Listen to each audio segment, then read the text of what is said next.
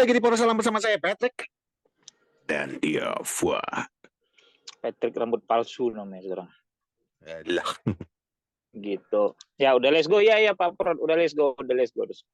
Nih pakai kaos ini dong, ya kan? Biar panasan nih mau hujan.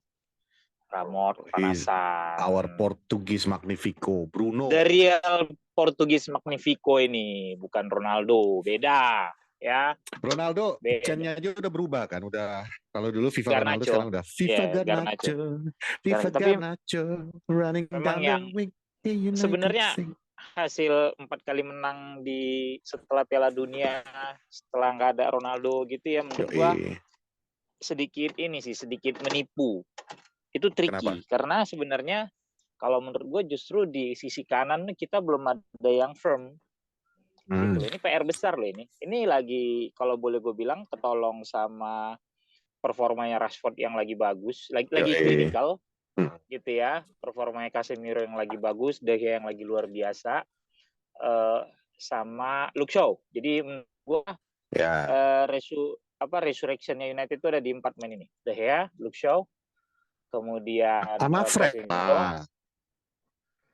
Fred ini waktu kita nggak banyak, tolong nggak usah bercanda dulu. Ya, sama Fred lah. Fred juga kan selama setelah Piala Dunia ini kan 4 kali main ini. Pak Prod, coba diomelinnya dulu Pak Prod.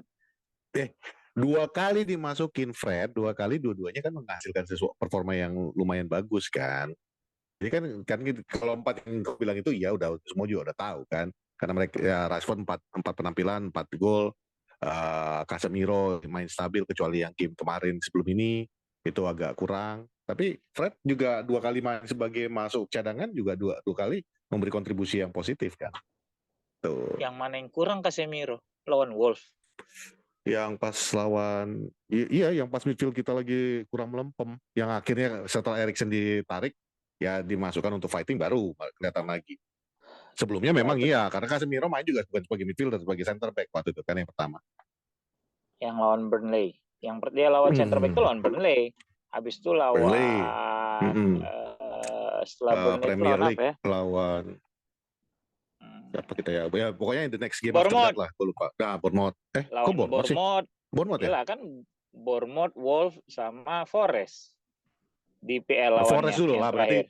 Dari Burnley Forest kita. Burnley, Forest. Yang satu lagi Wolves, baru Bournemouth kemarin terakhir. Wolves baru Bournemouth kemarin gitu ya. Jadi ya waktu lawan Forest itu juga bagus kok mainnya gitu. Bagus. Bournemouth yang terakhir. Jadi maksud gue ini kalau menurut gue ya penampilan menang-menangnya United di 4 pertandingan terakhir ini nggak lepas dari peran 4 orang itu yang masing-masing sangat signifikan menurut gue gitu kan. Yang menjadi sebuah kekhawatiran gue adalah di sisi kanan nantinya gitu loh. Karena jujur Anthony so far enggak, kalau gue bilang enggak lah ya nilainya gitu ya, enggak. Oke dia ngejutin dengan 3 gol di 3 partai awal dia gitu kan, tapi setelah itu dia tidak menawarkan dimensi yang lain di penyerangan, bahkan cenderung agak lambat menurut gua. Sementara Sancho masih berkutat dengan mental issues gitu ya. Terus ya Elanga, aduh jauh banget lah ini orang. Naik turun, namanya juga masih muda. Ya gitu. Sampai kemarin kan akhirnya pada saat Ten Hag memutuskan menggunakan mengistirahatkan Rashford, Bruno yang ditaruh di kanan malahan. Bruno yang ditaruh di kanan gitu ya. Kirinya itu si Garnacho gitu, sempat kayak gitu. Van de Beek gitu ya, jadi orang nomor 10 gitu kan. Jadi ini nih sebenarnya kalau lu mau beli pemain selain striker ya lu harus beli winger. Penyerang tapi nggak tahu ya ntar kalau lu beli winger kita kebanyakan juga nanti, Pak. Nah itu dia, udah ada Sancho, udah ada Anthony gitu loh. Elanga juga masih ada ketika performa mereka naik jadi puyeng. Jadi memang gitu. Jadi memang si Malakama banget ini gitu menurut gua gitu. Jadi ya semoga aja sih pemain-pemain yang kayak Anthony, Sancho segera menemukan formnya kembali ya gitu. Setuju. Jadi, bagi gua 4 kemenangan terakhir performnya juga gitu. Selain lawan Wolves itu emang lihat ya susah karena Wolves juga emang kan. Ya itu harus kita apresiasi Wolves-nya ya. Ya, tapi memang bagi gua itu tadi yang menjadi kekhawatiran gua adalah siapa nih yang akan akan stabil intinya di sisi kanan gitu loh. Karena kiri tuh waduh kalau showman-nya kayak kemarin terus gitu ya. Yes. Ya lu kebantu juga. Cuma memang ya kayak gue bilang di episode sebelumnya bahwa Anthony sih track back-nya cepat gitu. Dia cepat lari mau turun. Cuma kan maksudnya lu dibeli seharga mahal gitu 100 kan. juta. Iya, bukan untuk bertahan sebenarnya gitu ngelihat posisi lu di juga depan harus kan. bisa eksplosif dan lebih membuka ruangan untuk striker lu. Gitu. Betul gitu menurut gua gitu. Karena mainnya dia masih cuma satu dimensi sih menurut gua gitu. Dapat bola, dribbling, cutting gitu loh. Hampir sama kayak Robben, cuma Robben masih lebih cepat. Nah, Anthony nggak punya kecepatan kayak Robben gitu loh. Itu dia kan hampir tipe sama teng set cut in, cut back, set shooting gitu. Sebenarnya nah, cuma kalau itu dengan Sancho sama loh. Dimensinya nanti mirip. permainannya sama. Iya, mirip banget itu. Iya, cuma kalau Sancho, kalau gue perhatiin kadang dribblingnya lebih progresif nih ke depan. Kalau Anthony kadang sedikit terus dia masuk gitu. Jadi itu yang gue lihat belum ada yang baru yang ditawarkan dan jujur agak ngeri-ngeri sedap lagi kita. Sementara terkait Eriksen, dia sama Casemiro sih menurut gue memang pembelian terbaik so far ya. Postingan Minpor itu udah paling tepat tuh tadi. Siapa yang nyangka kalau musim lalu ditanya orang kita bakal memiliki Casemiro sama Eriksen, gak akan ada yang nyangka kan. Dua-duanya lagi perform lagi top banget. Dan kalau gue berani bilang, yang dua ini sebenarnya jangkar kita mengangkat performanya MU semusim ini. Ya itu dia. Iya. Kalau Eriksen sih gue perhatiin, ya, terutama belakangan sih dari bola-bola matinya ya. Sebelumnya itu kan hampir selalu diambil sama Bruno ya. Gitu. Nah sekarang kayaknya sudah lebih sering dia yang ngambil bola mati gitu. Ya, dia lebih sering ambil bola mati gitu. Ya mungkin dan Bruno fokus di depan dan Bruno juga nggak ada ngotot kan, gitu. Iya, kayak tanggung jawab kebantu karena selama ini gitu. kan dia yang harus kreatif, buka ruangan, bikin pola penyerangan. Sekarang dia punya, kalau gue lagi mampet nih ada Eriksen yang bisa ngebantu gue. Iya. Yang lain, makanya tadi gue bilang, kalau gue berani bilang ya pembelian Casemiro dan Eriksen ini benar-benar one of the best purchase MU has made in the last 10 years kalau gue bilang. In the last 10 years ya, bukan Fellaini. Oh, Fellaini mah itu udah terbaik lah rambutnya. Gitu ya. Oke. Iya itu lah itu. Pembelian Moyes terbaik. Ya, kalau bukan gua Mata tapi Fellaini. Ya itu tadi satu lagi cuma tinggal show sih emang luar biasa mainnya. Wah gila, apalagi golnya kemarin itu gue seneng banget. Dari kiri, passing itu udah kayak teringat gue zaman dulu lagi main. Dennis Irwin. Masuk ke tengah, tinggal masuk ke dalam. Itu Dennis Irwin kan gue itu Dennis Irwin. Enak banget, begitu di tengah dapat bola tinggal placing, lo tinggal pilih mau ke kiri atau ke kanan. Kalau Evra kan jarang ya bisa maksudnya ya Evra mulu, cuma nggak tahu kenapa gue ngerasa dia lebih mirip Dennis Irwin deh. Somehow ya gitu, nggak banyak tingkah gitu ya. Bantet-bantetnya kali. Badan gede, semua. Enggak lah, gila loh. Dennis Irwin nggak segede Luke Shaw lah, ngaco. Enggak lah. Cuman kan maksudnya kan bantet-bantet juga kelihatan pendek gitu kan. Enggak, kalau gue ngelihat lebih ke attitude ya. Gue ngelihat nih orang nggak banyak tingkah, no talk, no bullshit ya. Gitu. Iya, no bullshit apa segala macem gitu ya. Gue ngerasa dia, ya udah ini gue jawab pakai performa gue di lapangan aja ini udah. Gitu. Ini bener gue inget, pokoknya gue nge-tweet ini reminds me of Dennis Irwin, terus gak lama dia bikin gol gitu, dan gue kepikir nih Dennis Irwin ini orang lama-lama gitu.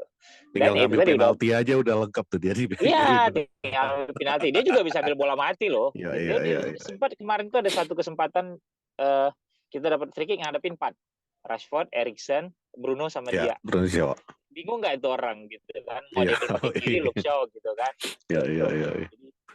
Tapi sebenarnya kalau gue bilang ya, di 4 pertandingan terakhir ini, kemarin juga gue sempat ngomong sama Minpor kan, sama Pak Prod juga, sebelum lo datang yang kita take kemarin.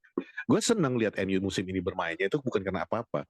Betul-betul kayak kemarin lah lo lihat kan, betul-betul team play. Nggak ada yang ibaratnya one man show lagi yang harus lo targetin. Betul-betul yang, bahkan Bruno, setelah beberapa kali frustasi nggak berhasil bikin gol yang kemarin itu, yang golnya Rashford itu kan betul-betul ya udahlah, gue kayaknya lagi melempem banget nih, udah gue passing keluar aja lah. He had a chance to finish it by himself loh. He had a chance. Tapi he passed it to Rashford. Iya. Terus gue nggak ngerti kayak Ramon Mangujang gitu benci banget sama itu emang tai banget gitu. Benci banget. Atau ya itu Gila. mungkin dia mikir gitu ya, kayak gue bilang tadi. Gila, gue udah 3 kali loh malam Oh ini iya nyoba dan ke gawang nggak gol-gol, kan udah lu passing aja, kalau lu gua passing aja. ngelihat kan nggak lama sebelum itu kan dia marah kan yang peluang Iya, dia iya dia yang marah, jauh itu dia marah dan gue suka memang pemain yang emosional yang memang kalau nggak bisa gue sebel nih kenapa gue nggak bisa sih gitu loh. Itu yang gue Makanya lihat pas bahwa waktu ini Rashford orang bikin memang gol ngerayain juga kan dia cuek aja kan, bukan ya, bukan karena apa-apa, ya udah yang penting gol lah. penting gol. Walaupun ya itu udah menit-menit akhir juga gitu ya. Maksudnya Ya. sebenarnya 2-0 itu udah cukup cuma that really kill the game The gitu. game. Simple banget dia kasih set gitu loh. Karena it's not an easy goal sebenarnya kalau dihitung-hitung. Itu bola Ya. dari Shaw itu lu masih harus kerja keras banget, Oh, ngejar iya. bola, jaga offside lu, masuk ke dalam dan like you said, dia punya all the right untuk bikin gol sendiri. Dan itu tinggal placing aja. Cuman orang dia cuma tinggal one-on-one kok. Gue passing aja lah, udahlah. Dan passingnya itu one touch loh. One touch. Begitu jatuh, tak dia kasih sedikit aja, set gitu. Dan untungnya Rashford nggak Nunes ya, yang tinggal tap in masuk ke dalam kan gitu. Rashford bukan Nunes, bukan Hansa Muyama. Bukan. Gila. Jadi iya gue seneng apa mainnya gitu, semangat yang ada di tim gitu kan dan kepusingan Ten Hag sekarang gitu lah. Gol pertama kan si ini siapa? Shaw. Gol pertama Shaw. Gol pertama Shaw, gol ketiga Rashford, gol kedua siapa? Gue lupa. Oh enggak, gol pertama Casemiro, gol pertama. Kok heading? Enggak lah. Gol pertama itu Casemiro. Kok corner PA? Oh enggak, ya enggak. Free kicknya Eriksen kan tadi baru gue balas. Free kicknya Eriksen. Betul. Dia masuk tap in, bolanya naik gitu ke atas. Itu gol pertama, gol kedua Luke Shaw gitu loh. Jadi gol ketiga udah benar. Jangan tulis Soberto lagi lah. Shawdini itu udah paling benar. Shawdini. Karena udah paling benar itu. Udah Maldini kan dia ya. Udah iyalah, karena sekarang ya. Back tengah, terus kirinya begitu, nusuknya ke tengah gitu. Itu udah paling benar lah gitu. Sama besok tuh lawan Everton tuh ya Lampard tuh winless ya. Berapa pertandingan terakhir gitu gue lupa 6 apa 7 gitu kayaknya winless. Should be and walk in the park gitu kan sebelum kemudian lawan Charlton gitu. Nah, di episode sebelumnya kan gue bilang bahwa ya gue sih berharap Newcastle menang kemarin lawan Arsenal gitu karena gue nggak peduli kalaupun Newcastle menang terus poinnya jadi selisih 2 apa 3 waktu itu sama United 2 gitu jadinya kalau United menang kan selisih waktu itu enggak selisihnya 1 kemarin. Jadi kalau United cuma we still have menang, a game in hand. Ya kalau United menang Newcastle menang kemarin kalkulasi gua ya poinnya tetap selisih 1 tapi kita masih punya one game in hand tapi dengan menangnya Newcastle akan ngurangin gap lu ke atas. Betul. Ke pemimpin klasemen itu kemarin kenapa gue berharap Newcastle menang gitu. Dan bisa mengganggu fokusnya mereka kan. Iya, dan bahkan jujur gue sih berharap City menang di hari nanti lawan Villa. Karena perlu ada tim-tim yang memberi tekanan kepada Arsenal. Memberi pressure. Kalau nggak nanti mereka jadi fly away. Betul. Dan itu juga lu akan melihat seberapa besar mental Arsenal nantinya. Apakah mereka bisa lepas dari tekanan tersebut? Karena kan ini tim muda dan baru ini juga mimpin klasemen yang cukup konsisten gitu kan. Seru menurut gue sih bukan karena gue benci Arsenal di luar itu. Maksudnya I want to see kan interesting league lah ya, competition yang menarik. Interesting league gitu. Menarik gitu loh. Jadi bukan cuma kayak terlalu dominan gitu. Udah cukup lah dulu United yang sering dominan yang kita udah lihat gitu. Kemudian City gitu kan. Gitu. Jadi ya gue sih mau ngeliat itu gitu. Dan sekarang sebenarnya udah kepotong juga sama udah apa? kepotong sama Arsenal kan cuma tinggal 8 poin kan sekarang gitu. Maksud gue masih terkejar loh. Iya, makanya dan itu lagi tadi Arsenal juga kan di putaran kedua nanti harus ketemu lagi dengan kita, harus ketemu dengan Liverpool. Which is itu poin itu bisa lebih dari 12 poin yang harus dia pertahankan. 2 kali ketemu City loh. City ketemu 2 kali ketemu City, 2 kali ketemu City kita. Itulah tadi gue bilang total United, bisa sampai 12 poin yang harus dipertahankan dia. Minggu depan tanggal 15 dia London Derby sama Spurs yang kemarin baru menang 4-0. Spurs juga masih punya harapan untuk masuk ke Champions League. Jadi ya, gue berharap sih ini akan menjadi kompetisi yang sangat seru lagi. Gitu ya. It's going to be an interesting season again, kan gitu. Ya. Nah, terkait United, kuncinya di 2 laga ke depan. Karena itu benar-benar lu ngadepin Arsenal away. Home lawan City. Sama away ke Arsenal itu benar-benar menurut gue akan menentukan seberapa bisa lu menjadi title contender. Kalau 2 pertandingan tuh lu cuma dapat 1 poin, jauh udah selesai. For me Karena it's nggak ada game over gunanya yang gitu tadi loh. kita sebut tadi itu semua, kita Iya, bilang iya, Tottenham iya, mengalahkan iya, Arsenal, City iya, mengalahkan iya, iya, Pressure, tapi kalau lu iya, sendiri nggak bisa menyelesaikan pertandingan lu dengan benar, betul. ya Iya, it's the end kan gitu. selesai udah gitu. At least di 2 pertandingan itu lu dapat 4 poin gitu menurut gua ya. Atau kalau ya harusnya 6 lah. 4 Harus poin 6, sih harus 6 masih dong. harus 6, tapi 4 bagi gua masih acceptable gitu ya. Karena Ya. berarti kan lu terutama yang lu harus kalahkan league leader kalau menurut gua ya. And Menurut gua I yang lu don't harus know kalahkan why league ya, leader. I don't know why. Melihat 4 pertandingan, ya mungkin dibilang orang kita udah agak big headed dengan 4 pertandingan yang Ya, berturut-turut ini atau ya, apa, terserah lah. ya, I'm ya, supporting my club kan gitu. Cuman I have ya. full confidence dengan gayanya tim yang dibawa ETH saat ini untuk paling tidak menghadapi City pun lebih more comfortable dan lebih more confident. Karena lu sekarang punya Ya. 4 pertandingan yang mengangkat confident lu banget. Now it's Ya, just ya. the matter of ketika lu ketemu sama tim yang pernah ngebantai lu 6-0, 5-0, 4-0. 6-3, Ya, 6-3 kemarin. 6-3. Jadi you have to prove to the world sebenarnya sekarang ini bahwa ini nggak cuma fluke aja, bukan pertandingan yang fluke kayak kata Bruno 2023 so far so good. Ya, oke, so far it's so good. Your real challenge adalah nanti ketika lawan City. Kayak Keep gue it setuju good. banget sama keep it good. Karena lawan Everton, like you said, it should be a walk in the park. Asal jangan jadi Jurassic Park kan gitu. Cuman it should be a walk in the park. Dan ujian lu yang paling besar itu adalah nanti ketika lawan City. Di situ lu benar-benar buktikan bahwa lu betul-betul bisa jadi ya title contender. Ya menurut gue lawan Everton nanti mungkin Maguire sama Lisha sih yang akan dimainin ya. Lisandro Martinez mulai dipanesin gitu. Ya, tapi maksud gue sih nggak inilah gitu. Maksud gue ya dulu Pogba juga juara dunia di United, kemudian siapa lagi ya, Bobby Charlton gitu kan. Kemudian Bartes juga juara Piala Dunia gitu ya, juara 98. Ya, tapi kan Bartes kita beli setelah dia juara dunia. Ya gitu. Maksud gue ya udahlah, ada lah beberapa pemain yang pernah jadi juara Piala Dunia yang main buat tim ini gitu. Nah, lawan Everton sih menurut gue ya Rafael Varane yang baru gitu, yang terakhir sebelum Lisandro gitu kan. Nah, menurut gua lawan Everton besok kayaknya sih Lisandro Martinez sama Harry Maguire. Harry Maguire. Enggak, sama Harry Maguire. Kalau gue bilang Varane istirahatin dulu nggak apa-apa gitu ya. Kemudian atau ya lu mainin itu berdua gitu. Karena kan kemarin Varane nggak dimainin, diistirahatin kan. Atau lu bisa istirahatin Varane sama Lisandro pada saat nanti lawan Charlton gitu loh. Itu perempat final kan. Kiri ya gue pengen istirahatin Luke Shaw ya gitu. Gue pengen istirahatin Luke Shaw, lu kasih Malaysia. Kanannya lu kasih kanannya ke Dalot, AWB istirahat dulu gitu kan. Dalot perlu dipanasin juga mesinnya supaya Dalot juga Dalot ngambil final shot itu juga itu betul-betul setuju banget dengan komentator yang bilang nggak ada yang mau, ya udah why not, I'll take the shot. I'll take the shot gitu, dan on target juga mau, gitu ya kan. On target kan gitu, on target. Jadi maksud gue ini juga akan menjadi satu cambuk buat dia bahwa he wants to prove himself pasti kan. Setelah 3 match gitu, 4 match gue diistirahatin ya oke. Ada pertandingan lagi, ada persaingan lagi ternyata di posisi ini kan gitu.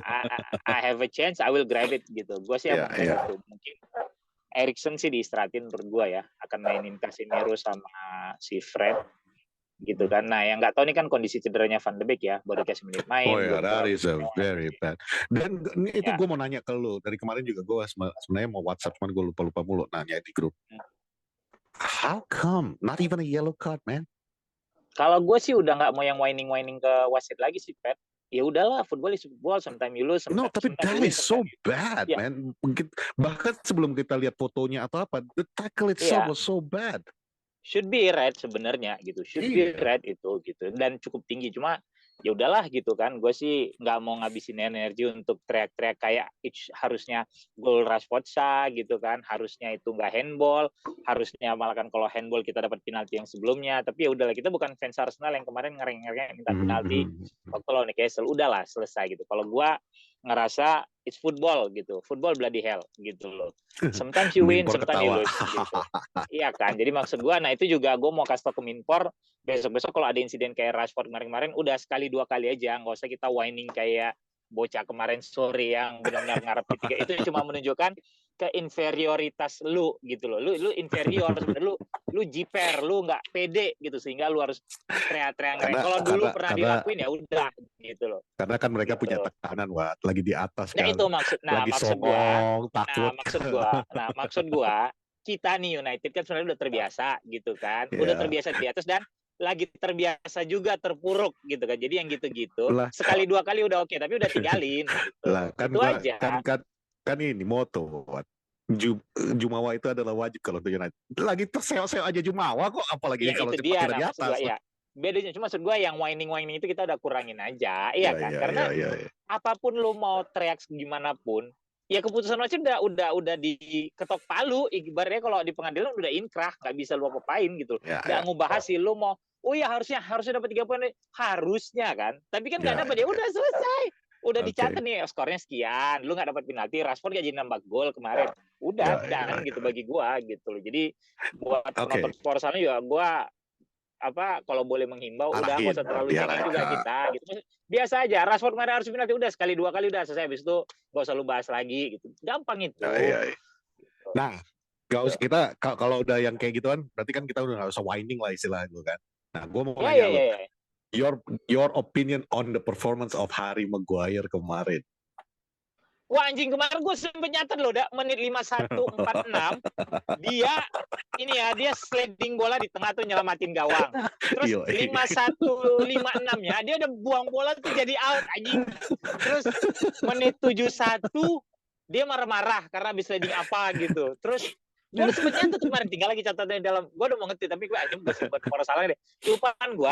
Tapi ya udahlah ya, Harry is being Harry gitu kan. Maksud gue ya udah lu baik-baik doa aja udah sama dia gitu. Karena mau lu bilang harusnya jangan dimainin segala macam, yang punya kuasa Ten Hag.